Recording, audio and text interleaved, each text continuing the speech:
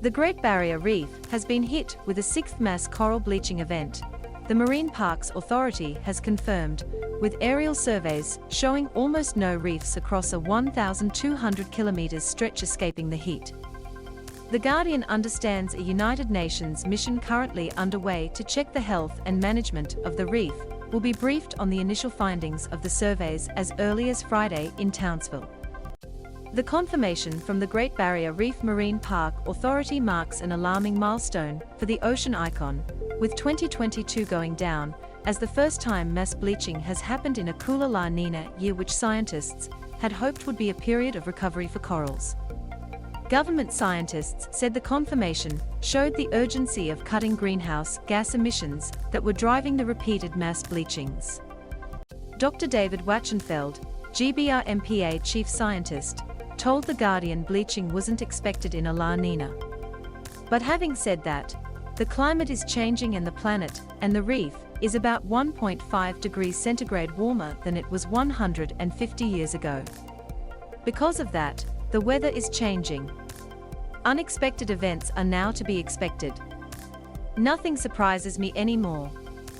Aerial surveys, mostly using helicopters, were completed by the Australian Institute of Marine Science and GBRMPA on Wednesday along the entire 2,300 kilometers length of the marine park, covering about 750 individual reefs. The marine park is divided into 4 management areas, and Wachenfeld said there was widespread bleaching in all 4 zones. Therefore, we can confirm this is the 4th mass bleaching event since 2016, and also the first under La Niña condition, he said. Dr. Neil Canteen, an Ames research scientist, led one of 2 observing teams and personally observed reefs from helicopters across 1,800 kilometers. Between the Whitsunday Islands and Cooktown, he said he did not fly over a reef and score it as no bleaching. Reefs closer to the shore between the Whitsunday Islands to Cooktown had seen the most extreme bleaching, but the spatial footprint of severe bleaching is very wide. Most reefs along that stretch were recorded as severe, which means at least 60% of an individual reef's corals had bleached. Some of those reefs also had corals that had bleached and then in the last few weeks. But even within this, there was variability between reefs and across individual coral colonies.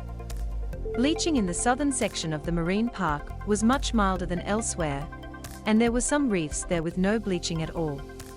Coral bleaching happens when the animal becomes stressed from above average water temperatures. The coral animal expels the algae that lives inside them and provides the coral with food and color. Corals can survive bleaching, and Canteen said between now and the end of the year, scientists at Ames and elsewhere would be carrying out in-water checks to see how many corals survived and regained their color. Widespread mass bleaching of corals on the reef was first seen in 1998 and happened again in 2002, 2016, 2017, 2020, and now 2022. Scientists started raising the alarm for this year's event as early as December, when ocean temperatures over the reef hit a record high for that month. Studies have shown that heat stress can have several sublethal effects on corals, including making them more susceptible to disease, slowing their growth, and limiting their ability to spawn. Canteen said it appeared this year's bleaching had covered a wider area than back-to-back outbreaks in 2016 and 2017, but the intensity of the heat was broadly lower than those years. The fact that we are seeing a mass bleaching event in a La Niña year is concerning and a clear sign of the increasing intensity of climate change and ocean warming, he said. I am extremely concerned, beyond concerned. We need action immediately. We are on bleaching watch every year.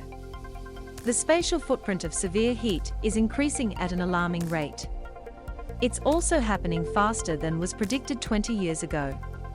The severity and frequency is very alarming. North of Cooktown, many reefs are dominated by a family of boulder-shaped corals called porites, some of which can grow several meters wide and live for centuries. Some porites had bleached, Canteen said.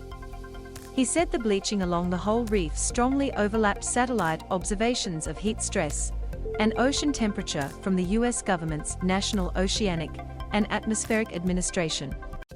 Wachenfeld said climatologists would study the factors that drove this year's bleaching to establish statistical probabilities of it happening under a changed climate. But in my experience, this could not have happened without climate change, he said. We need to see these events as the reef ringing a very loud alarm bell about the impacts of climate change.